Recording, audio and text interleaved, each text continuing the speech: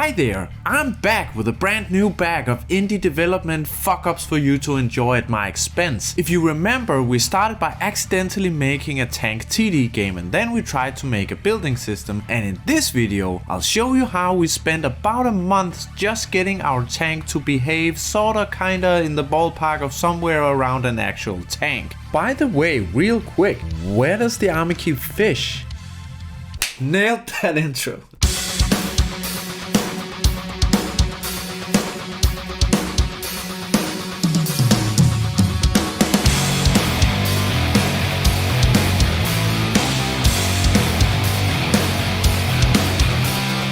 So, this video is on request from the great and powerful Theta Helion from our Discord community that some of you might remember from the previous video. Actually, since the previous video we have gained 23 subscribers and we're actually really excited that you guys want to follow along on our journey, so thank you if you're one of the 23 new subs, and if you're not, well, you know what to do. So Theta and his partner are both in the Discord, and they asked about how our tank controller works for the game, and so in this video I'll show you exactly that. I'll go through our design decisions, controls, physics and the actual code, so hold on to your inhalers because this shit's about to get nerdy! So you might think that making a tank for a game is just making a tank work however a tank works. We thought so too. We are all wrong. The beautiful thing about making games is that nothing really has to make sense.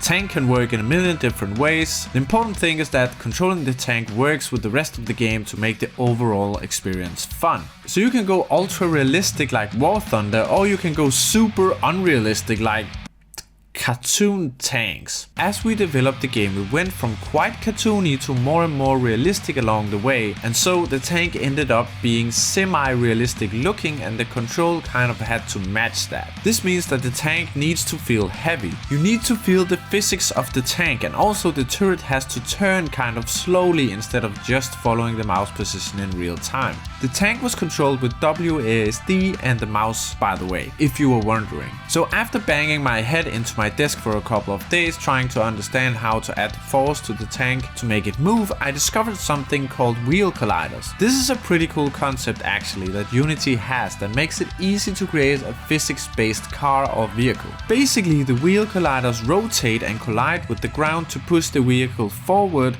using the physics system in Unity. The colliders have some settings that you can tweak, which I completely understood and did not just modify randomly until it felt more like I wanted it to, and then never ever touched it again. The colliders are pretty easy to set up once you've gotten it down. First you select all of your wheels, then you make duplicates of them, then you delete the renderer components so this extra set of wheels are invisible, and then you add the colliders. I adjusted the colliders to match the visible wheels, though I set them a little lower so they would hit the ground through the belt, and then I made this script where I put in the wheel colliders and the actual wheel meshes to connect the movement of the two. Once that is done, making the rest of the controller is simply a question of passing a variable to the wheels that tell them how fast they should turn. Because it's a tank, I didn't really worry too much about making the wheels rotate to turn the tank, since I would just rotate the tank itself. Once the tank could actually drive, I started tweaking it so it felt right.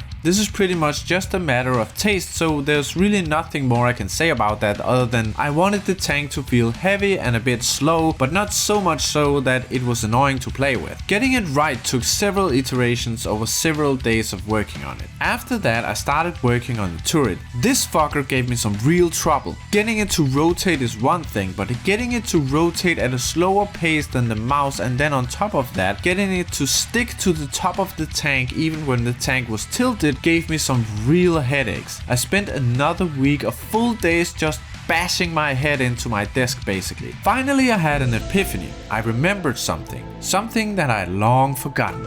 Something that would change my life forever. Something that will shock you to your core. I remembered I am not good at math. And so I asked someone in a Facebook group how to fix my fucking tank turret, and while band-aiding my bleeding head, the internet worked its magic for me and some dude sent me a tutorial with exactly the solution I was looking for. Basically, the rotation of the turret turret must be locked to the plane of the y-axis of the tank itself. You apparently do that with this function. It uses something called an orthogonal, which looks like this. Don't ask me what it is or how it works. It works for tank turrets.